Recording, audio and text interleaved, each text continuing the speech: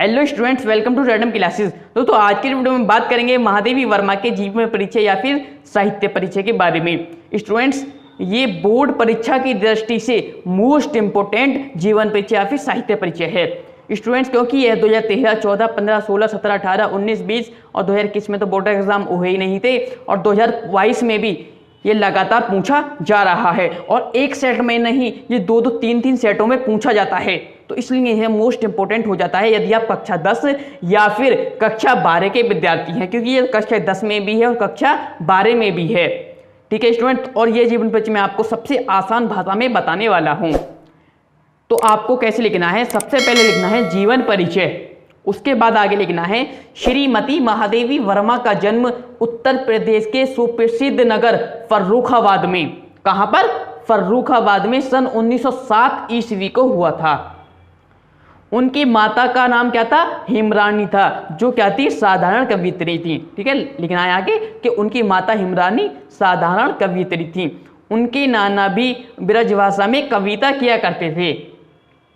9 वर्ष की छोटी उम्र में इनका विवाह स्वरूप नारायण वर्मा से हो गया। इनकी जो मैरिज हुई थी, इनकी शादी जो हो गई थी वो सबसे छोटी उम्र में या लगभग 9 वर्ष की उम्र में इनकी शादी स्वरूप नारायण वर्मा से हो गई थी। ठीक है स्टूडेंट, इतना लिखने के बाद आपने आगे लिखना है कि और इन्हीं दिनों उनकी माता का स्वर्गवास भी हो गया। इन्होंने मैट्रिक से लेकर एमए तक की परीक्षाएं प्रथम श्रेणी में उत्तीर्ण की।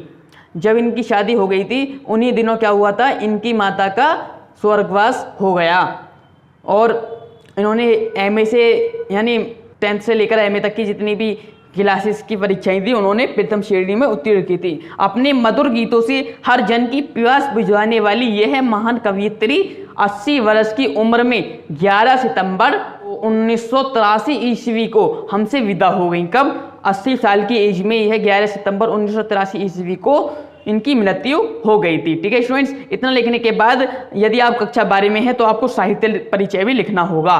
तो साहित्य परिचय कैसे लिखेंगे? बस साहित्य परिचय में आपको 1-2 लाइन आगे और बढ़ा देनी है कि साहित्य परिचय महादेवी जी ने मैट्रिक करने के पश्चात ही काव्य रचना प्रारंभ कर दी थी। इनके काव्य में संगीतात्मक एवं भाव तीव्रता का सहज स्वाभाविक समावेश हुआ। इनकी सर्वप्रथम चांद नामक पत्रिका में प्रकाशित हुई। इनकी जो रचना थी वो सबसे पहले चांद नामक पत्रिका में प्रकाशित हुई थी। ठीक है स्टूडेंट्स, आपको जीवन परिचय देखो, थोड़ा सा तो आपको जीवन परिचय लिखिए। ठीक है, थोड़ा सा तो जीवन परिचय लिख देना और 2-4 लाइन आपको एक हेडिंग डाल के साहित्य परिचय वो लिख देना। ठीक है, आई गारंटी आपके फुल मार्क्स मिलेंगी। उसके बाद क्या है, आपको प्रमुख रचना या फिर प्रमुख कृतियां भी करनी होती हैं, तो इसमें लिख देना है जो इनकी प्रमुख कृतियां रचनाएं थी, जैसे निहार, नीरजा, रश्मि, दीपशिखा आदि। ठीक है स्टूडेंट्स, तो इस प्रकार से क्या है आपके कंप्लीट मार्क्स हो जाएंगे, आई गारंटी।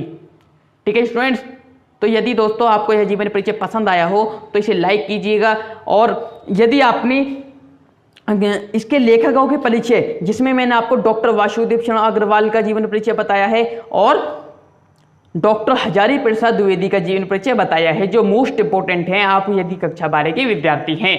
यदि आपने वो लेक्चर नहीं देखे हैं तो मैं नीचे डिस्क्रिप्शन बॉक्स में लिंक प्रोवाइड करा दूंगा, आप वहां से वो लेक्चर जरूर देख लेंगे ना। ठीक है स्टूडेंट्स, तो मिलेंगे नेक्स्ट लेक्चर में, तब तक के लिए गुड बाय।